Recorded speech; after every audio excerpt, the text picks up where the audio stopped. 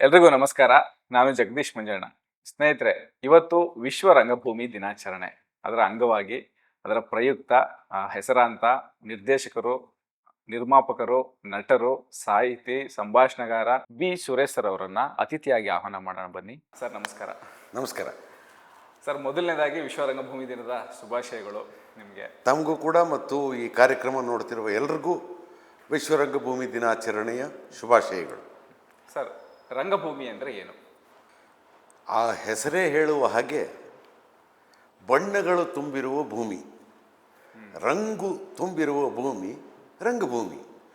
ತುಂಬ ಸರಳವಾದ ನಿರ್ವಚನ. ಯಾವ ರಂಗು ತುಂಬಿದೆ ಅಲ್ಲಿ?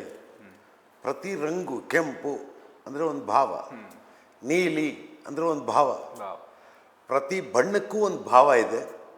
ಆ ಭಾವಗಳ ಜೊತೆಗೆ ಆಟ ಆಡ್ತಾ ಹಲವಾರು ಭಾವಗಳನ್ನು ಬಳಸಿ ನೋಡುಗನಿಗೆ, ಈ ವೇದಿಕೆಯ ಮೇಲಿರುವವನು, ರಂಗಭೂಮಿಯ ಮೇಲಿರುವವನು, ತನ್ನ ಎದುರುಗಡೆಗೆ ಇರುವ ಮತ್ತೊಬ್ಬ ವ್ಯಕ್ತಿಗೆ, ಅವನು ಯಾರೇ ಆಗಿರಬಹುದು, ಅವನ ತಿಳುವಳಿಕೆ ಏನೇ ಆಗಿರಬಹುದು, ಆತನಿಗೆ ಭಾವಗಳ ಮೂಲಕ ಒಂದು ಕಥೆಯನ್ನು, ಕಥೆಯ ಮೂಲಕ ಒಂದು ಸಂದೇಶವನ್ನು, ಸಂದೇಶದ ಮೂಲಕ ಬದುಕಿನ ಕ್ರಮವನ್ನು ಕುರಿತ ಒಂದು ತಿಳುವಳಿಕೆಯನ್ನು ದಾಟಿಸುವುದು ರಂಗಭೂಮಿ.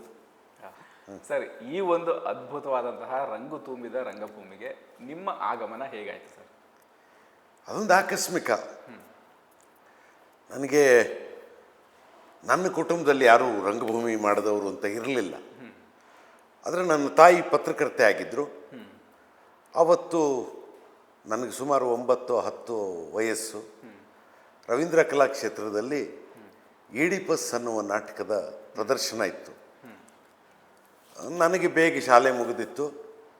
ನನ್ನ ಕೈ ಹಿಡ್ಕೊಂಡು ಕರ್ಕೊಂಡೋದ್ರು ನಮ್ಮ ತಾಯಿ.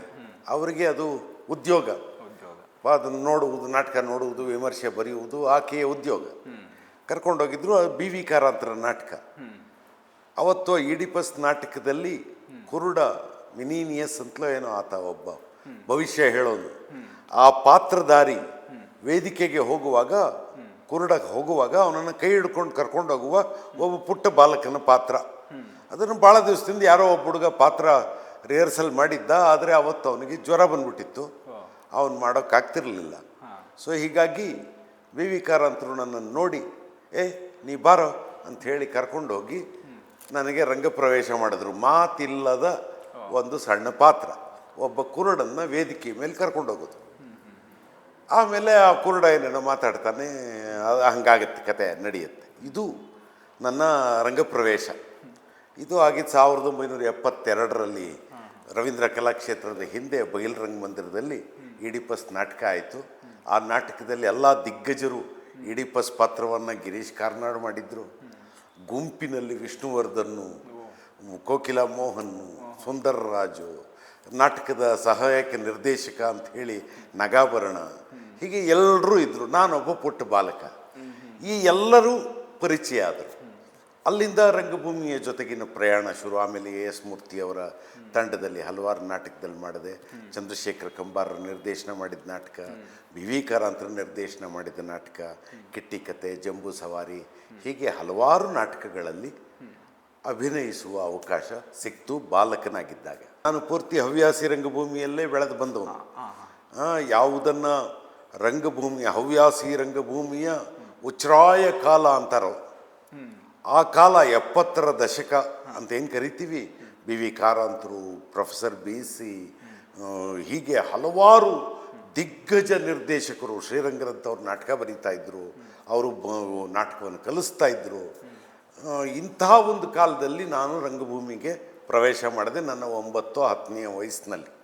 ಅಲ್ಲಿಂದ ಆಚೆಗೆ ನಿರಂತರವಾಗಿ ನಾಟಕ ಮಾಡ್ತಾಯಿದ್ದೆ. ಸುಮಾರು 80ನೇ ಇಸ್ವಿಯಲ್ಲಿ ಅಭಿನಯ ತರಂಗ ಅಂತ ಒಂದು ಶಾಲೆ, 80 ಅಥವಾ 81ನೇ ಇಸ್ವಿ ಅಭಿನಯ ತರಂಗ ಅನ್ನುವ ಶಾಲೆ ಶುರುವಾಯಿತು. ಅಲ್ಲಿ ಅಶೋಕ್ ಬಾದರದಿನ್ನಿ ಅವರು ಪ್ರಾಂಶುಪಾಲರಾಗಿದ್ದರು. ಆ ಶಾಲೆಯಲ್ಲಿ ಆಗ ನನಗೆ ಸರಿಯಾಗಿ ಇನ್ನೂ 18 ವರ್ಷ, 80ನೇ ಇಸ್ವಿಯಲ್ಲಿ. ಆಗ ಮೊದಲ ಸಲ ಪೂರ್ಣ ಪ್ರಮಾಣದಲ್ಲಿ ರಂಗಭೂಮಿ ಅಂದರೆ ಏನು ಅಂತ ಕಲಿಯುವ 1 ವರ್ಷದ ಕೋರ್ಸನ್ನು ಮಾಡಿದ್ದ. ಆಗ ಅಷ್ಟೊತ್ತಿಗಾಗಲೇ ಒಂದು 3 ಸಲ ಇಡೀ ಕರ್ನಾಟಕವನ್ನು ಬೀದಿ ನಾಟಕದ ಹೆಸರಲ್ಲಿ ತಿರುಗಿದ್ದಾಗಿತ್ತು. ಬೀದಿ ನಾಟಕ ಮಾಡಿದ್ವಿ, ಸಾವಿರಾರು ಪ್ರದರ್ಶನ ನಾಟಕ ಮಾಡಿದ್ವಿ, ಹಲವಾರು ಬಗೆಯ ನಾಟಕಗಳನ್ನು ಮಾಡಿದ್ವಿ ಅಂದರೆ ನಾನೊಬ್ಬ ಅಂತಲ್ಲ, ನನ್ನ ಜೊತೆಗಿದ್ದ ಹಲವರು ಅಂತ. ನಾನು ನಾವು ಅನ್ನುವ ಬಹುವಚನದ ಬಳಕೆಯ ಹಿಂದೆ ಇರೋದು ನಾನೊಬ್ಬ ಅಲ್ಲ, ಹಲವಾರಿದ್ವಿ. ಎಸ್ ಮೂರ್ತಿಯವರ ಮಗ ಎಂ ಪ್ರಕಾಶ್ ಇದ್ದ, ಮತ್ತು ನನ್ನ ಜೊತೆಗೆ ನಾಟಕ ಮಾಡ್ತಿದ್ದ MD ಪಲ್ಲವಿ ಅವರ ತಾಯಿ ಗೌರಿಯವರಿದ್ದರು. ಹೀಗೆ ನಾವೆಲ್ಲರೂ ಒಟ್ಟಿಗೆ ಒಂದೇ ಕಾಲಕ್ಕೆ ರಂಗಭೂಮಿಗೆ ಬಂದಂಥವರು, ಬಾಲ್ ನಟರಾಗಿ ಬಂದು ಹಾಗೆಯೇ ದೊಡ್ಡವರ ರಂಗಭೂಮಿಗೆ ಸಲೀಸಾಗಿ ಹರ್ಕೊಂಡು ಬಂದಂಥವ್ರು. ಹೀಗಾಗಿ ಈ ವೃತ್ತಿರಂಗಭೂಮಿ ಅನ್ನುವ ಪರಿಕಲ್ಪನೆ ಅದು ನಮಗೆ ಗೊತ್ತೇ ಇರಲಿಲ್ಲ. ನಾವು ನೇರ ಹವ್ಯಾಸಿ ರಂಗಭೂಮಿಲಿ ನಾಟಕ ಮಾಡೋದು, ಸಾಯಂಕಾಲ ಆದರೆ ನಾಟಕ ಮಾಡಬೇಕು, ಬೆಳಗ್ಗೆ ಆದರೆ ಸ್ಕೂಲ್ಗೆ ಹೋಗ್ಬೇಕು, ಇದು ನಮ್ಮ ತಲೆಯಲ್ಲಿದ್ದ ಆಲೋಚನೆ. ಹಾಗೆ ನಾಟಕ ಮಾಡ್ತಾಯಿದ್ವಿ, ಹಲವಾರು ನಾಟಕ ಮಾಡಿದ್ವಿ. ಈ ಎಲ್ಲ ನಾಟಕಗಳು ಕೂಡ ಹೋರಾಟವನ್ನು ಕುರಿತ ನಾಟಕ, ಅಥವಾ ಸರ್ಕಾರದ ಯಾವುದೋ ಒಂದು ವಿಷಯದ ಬಗ್ಗೆ ಪ್ರತಿಭಟನೆಯಾಗಿ ನಾಟಕ, ಯಾವುದೋ ಜೀತ ಪದ್ಧತಿಯ ಬಗ್ಗೆ ಪ್ರತಿಭಟನೆ, ಅಥವಾ ನಿರುದ್ಯೋಗದ ಬಗ್ಗೆ ಪ್ರತಿಭಟನೆ, ಈ ತರಹದ ಸಂದೇಶವೇ ಪ್ರಧಾನವಾಗಿದ್ದ ನಾಟಕದಲ್ಲಿ ಮಾಡಿದ್ರಿಂದ ಆಮೇಲೂ ನಾನು ಅದೇ ಪ್ರಕಾರದ ನಾಟಕದಲ್ಲಿ ಮಾಡ್ತಾ ಹೋದೆ ಅಷ್ಟೆ. ನಿಮ್ಮ ಮೇಲೆ ಪ್ರಭಾವ ಬೀರಿ ನಾನು ಒಂದು ನಾಟಕ ಬರೀಬೇಕು ಅಂತ ಅನ್ಸಿದ್ದು ಯಾವಾಗ? ಅದು ಒಂದು ಆಕಸ್ಮಿಕ. ಅದು ನಾನು ಅಭಿನಯ ತರಂಗ ಶಾಲೆಯಲ್ಲಿದ್ದೆ, ಓದ್ತಾ ಇದ್ದೆ. ಅದೇ ಸಂದರ್ಭದಲ್ಲೇ ಯಾವುದೋ ಕಾರಣಕ್ಕೆ ಬೆಸಗರಳ್ಳಿ ರಾಮಣ್ಣವರ ಕಥೆಗಳನ್ನು, ಅಲ್ನಳ್ಳಿ ಕೃಷ್ಣ ಅವ್ರ ಕಥೆಗಳನ್ನು ಇವೆಲ್ಲ ಓದ್ತಾ ಇದ್ದೆ. ಮನೆ ತುಂಬ ಪುಸ್ತಕ ಇತ್ತು, ಪುಸ್ತಕಗಳು ನನ್ನ ಗೆಳೆಯರಾಗಿದ್ವು, ದಿನಾ ಪುಸ್ತಕ ಓದ್ತಾ ಇದ್ದೆ. ಆಗ ಬೆಸಗರಳ್ಳಿ ರಾಮಣ್ಣವ್ರದ್ದು ಒಂದು ಕತೆ ಓದಿದೆ, ಪ್ರಜಾಪ್ರಭುತ್ವ ಮತ್ತು 3 ಮಂಗಗಳು ಅಂತ. ಆ ಕಥೆಯನ್ನು ಓದಿದ ಮೇಲೆ ಅದನ್ನು ನಾಟಕವಾಗಿ ಯಾಕೆ ಬರೀಬಾರ್ದು ಅಂತ ಹೇಳಿ, ಅಷ್ಟೂ ದಿವಸ ಕಲ್ತಿದ್ನಲ್ಲ ಏನೇನೋ ರಂಗಭೂಮಿ ಬಗ್ಗೆ, ಅದನ್ನು ಇಟ್ಕೊಂಡು ಬರೆಯೋಕ್ಕೆ ಶುರು ಮಾಡಿ ಬರೆದ್ಬಿಟ್ಟೆ. ಏನೋ ಬರೆದ್ಮೇಲೆ ಯಾರಿಗಾರು ತೋರಿಸ್ಬೇಕಲ್ಲ, ಹಾಗೆ ತೋರಿಸೋಕ್ಕೆ ಅಂಥೇಳಿ ಅಶೋಕ್ ಬಾದರ್ದಿನ್ನಿ ಅವರಿಗೆ ನಾನು ಬರೆದ ನಾಟಕವನ್ನು ತೋರಿಸಿದೆ. ತೋರಿಸಿದ ತಕ್ಷಣ ಭಾಳ ಖುಷಿಯಾಗೋಯ್ತು ಅವ್ರಿಗೆ. ಆ ಅಭಿನಯ ತರಂಗದಲ್ಲಿ ಆ ವರ್ಷ ಸುಮಾರು 45 ಜನ ವಿದ್ಯಾರ್ಥಿಗಳಿದ್ದರು. 45 ಜನ ವಿದ್ಯಾರ್ಥಿಗಳನ್ನು ಬಳಸ್ಕೊಳ್ಳಬಹುದಾದ ಒಂದು ನಾಟಕ ಅವ್ರಿಗೆ ಬೇಕಾಗಿತ್ತು. ಈ ನಾಟಕದಲ್ಲಿ ಎಷ್ಟು ಜನ ಬೇಕಾದ್ರೂ ಬಳಸ್ಬೋದು ಅನ್ನೋಂಗಿತ್ತು. ಸೊ ಎಲ್ಲರನ್ನು ಬಳಸ್ಕೊಂಡ್ರು. ನಾನು ಬರೆದ ನಾಟಕವನ್ನು ಅವರು ಮೊದಲ ಸಲ ಪ್ರದರ್ಶನ ಮಾಡಿದ್ರು. ನಾನು ಬರೆದ ಕೂಡಲೇ ಯಾರೋ ಒಬ್ಬ ನಿರ್ದೇಶಕ ಓದೋದು, ಮೆಚ್ಕೊಳ್ಳೋದು, ನಾಟಕ ಆಗಿಬಿಡೋದು ಇತ್ತಲ್ಲ, ಅದೊಂದು ಮ್ಯಾಜಿಕ್ ಆಗೋಯ್ತು.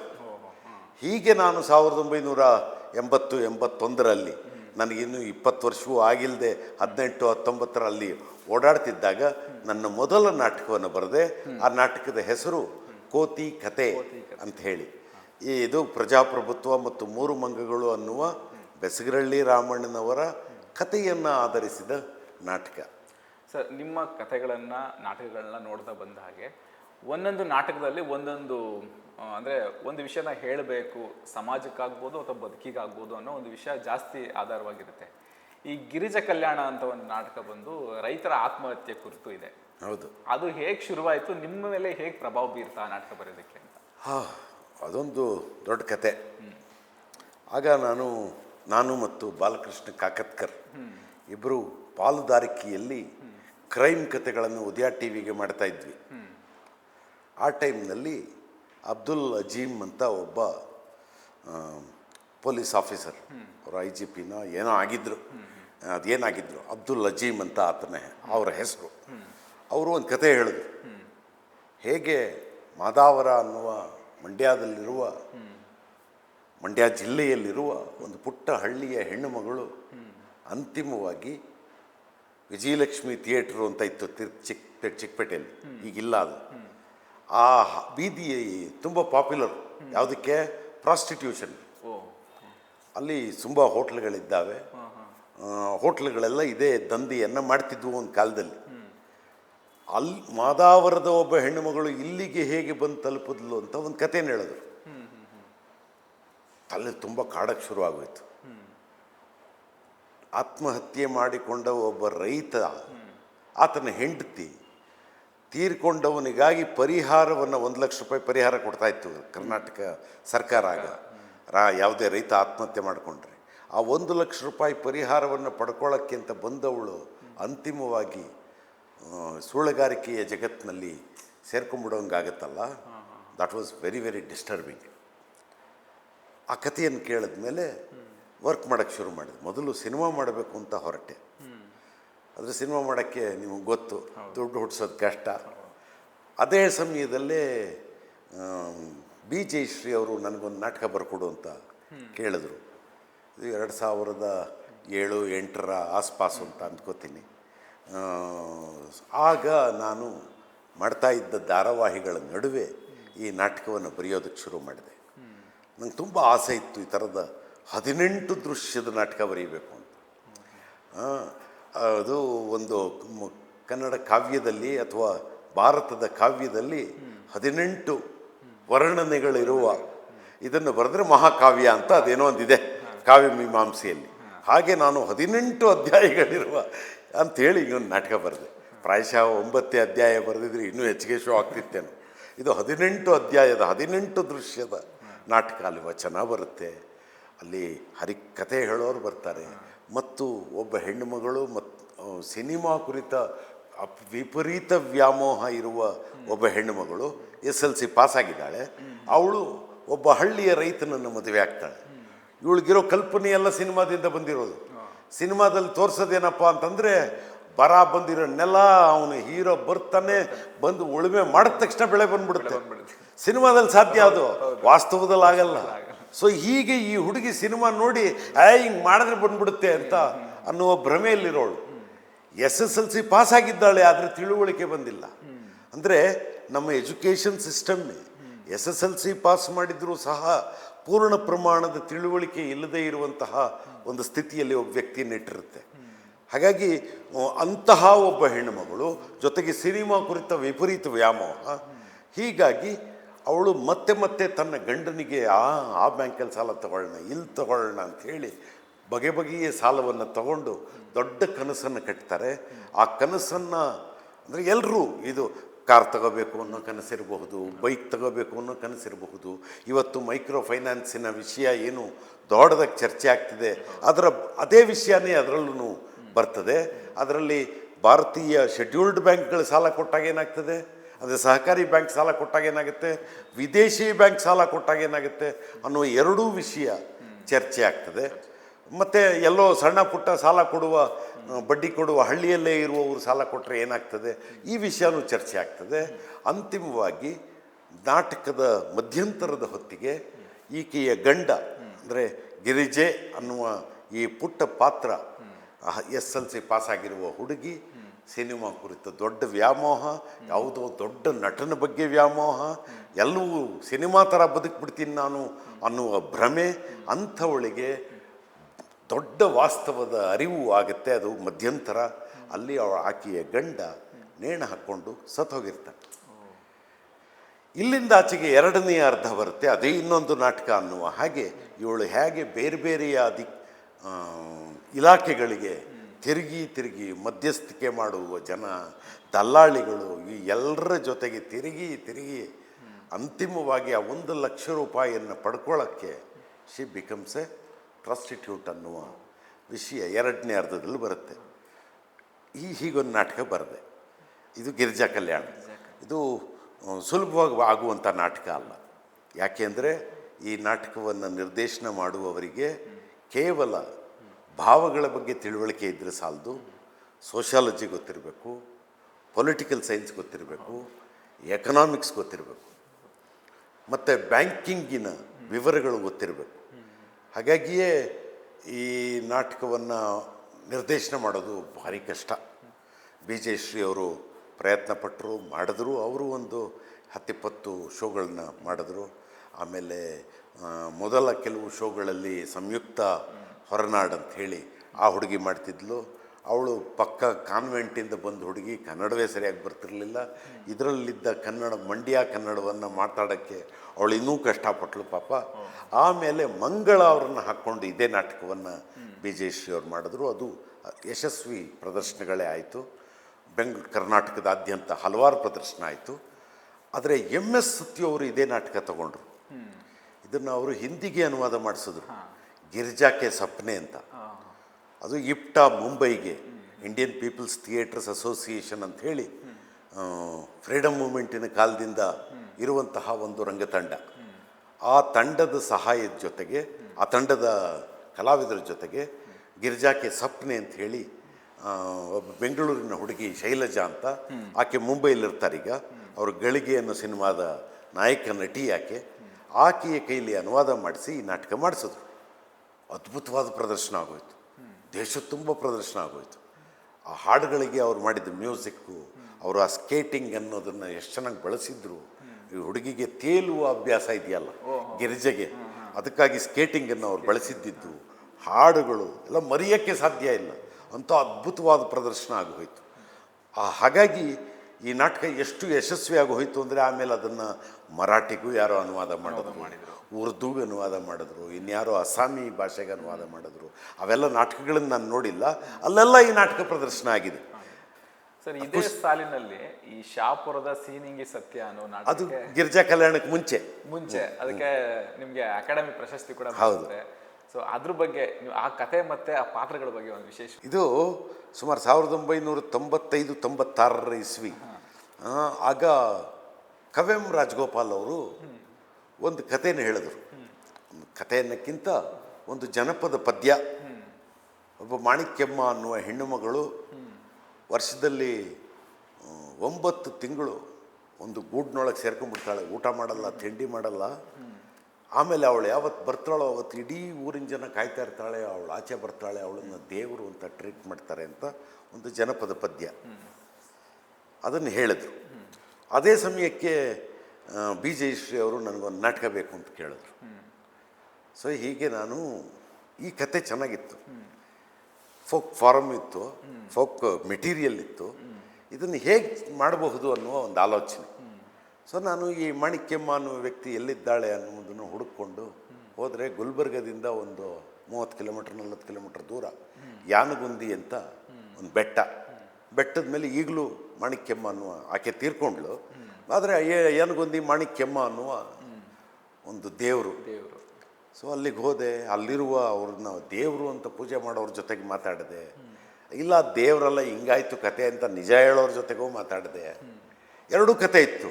ನಿಜ ಏನು ಅನ್ನುವ ಕತೆ ಮತ್ತು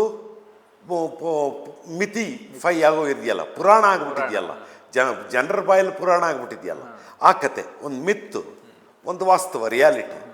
ಈ ಎರಡನ್ನೂ ಇಟ್ಕೊಂಡು ಒಂದು ನಾಟಕ ಕಟ್ಟಬೇಕು ಅಂತ ಡಬಲ್ ಕೋರಸ್ ನಾಟಕ ಅಂತ ಮಾಡಿದೆ. ಸಾಮಾನ್ಯ ಗ್ರೀಕ್ ನಾಟಕದಲ್ಲಿ ಡಬಲ್ ಕೋರಸ್ ನಾಟಕ ಎಲ್ಲ ಇದೆ, ಕನ್ನಡದಲ್ಲಿ ಇರಲಿಲ್ಲ. ಒಂದು ಕಡೆ ವಾಸ್ತವವನ್ನು ಹೇಳುವ ಜನ, ಮತ್ತೊಂದು ಕಡೆ ಪುರಾಣವನ್ನು ಹೇಳುವ ಜನ, ಇವರಿಬ್ಬರ ನಡುವೆ ನಡೆಯುವ ವಾಗ್ವಾದ, ಚರ್ಚೆ. ಒಂದೇ ದೃಶ್ಯ ಒಂದು ಜನಪದ ಫಾರ್ಮ್ನಲ್ಲಿ ಬರುತ್ತೆ, ಅದೇ ದೃಶ್ಯ ರಿಯಲಿಸ್ಟಿಕ್ ಆಗೂ ಬರುತ್ತೆ. ಎರಡು ದೃಶ್ಯ ಅದೇ ದೃಶ್ಯ ಈ ಪುರಾಣವಾಗಿ ಕಂಡದ್ದು ಮಿತ್ ಆಗ್ತಾ ಹೋಗುತ್ತೆ, ರಿಯಲಿಸ್ಟಿಕ್ ಆಗಿರೋದು ವಾಸ್ತವವಾಗಿ, ಅಂದರೆ ಹವ್ಯಾಸಿ ರಂಗಭೂಮಿಯ ಸಾಮಾಜಿಕ ನಾಟಕದ ಹಾಗೆ ಆಗ್ತಾ ಆಗ್ತಾ ಆಗ್ತಾ ಯಾವುದು ನಿಜ, ಯಾವುದು ಸುಳ್ಳು, ಯಾವುದು ಮಿತ್ತು, ಯಾವುದು ರಿಯಾಲಿಟಿ ಗೊತ್ತಾಗದಿರೋಂಗೆ ಎಲ್ಲ ಸೇರ್ಕೊಂಡ್ಬಿಡುತ್ತೆ, ಎಲ್ಲ ಹೇಳ್ಕೊಂಬಿಡುತ್ತೆ. ಅಂತಿಮವಾಗಿ ಆ ಮಾಣಿಕ್ಯಮ್ಮನ ಅಥವಾ ಏನು ಸೇನಿಂಗಿ ಅಂತ ಹೆಸರಿಟ್ಟಿದ್ದೀವಿ, ಆ ಸೇನಿಂಗಿ ಪಾತ್ರ ಮಾಡಿರುವವಳು ತಾನೇ ಮುಂದೆ ಬರ್ತಾಳೆ. ನೀವೆಲ್ಲರೂ ನಿಮ್ಗೆ ಗೊತ್ತಿರೋ ಕತೆ ಹೇಳಿದ್ದೀರಿ, ನನ್ನ ಕತೆ ಬೇರೆಯೇ ಇದೆ. ಹಾಗಾಗಿ ಸತ್ಯ ಅನ್ನೋದು ಒಂದಲ್ಲ, ಹಲವಾರು ಇರುತ್ತೆ. ಅವರವರಿಗೆ ಕಂಡಿದ್ದೇ ಸತ್ಯ, ನನ್ನ ಸತ್ಯನೇ ಬೇರೆ, ನಿಮಗೆ ಕಂಡಿರೋ ಸತ್ಯನೇ ಬೇರೆ ಅಂಥೇಳಿ ಶಾಪುರದ ಸೀನಿಂಗಿ ಸತ್ಯ ಅಂತ ನಾಟಕದ ಹೆಸರು. ಯಾನಗುಂದಿ ಮಾಣಿಕ್ಯಮ್ಮ ಅಂತಲೇ ಹೆಸರಿಟ್ಟಿದ್ವಿ ಮೊದಲಿಗೆ.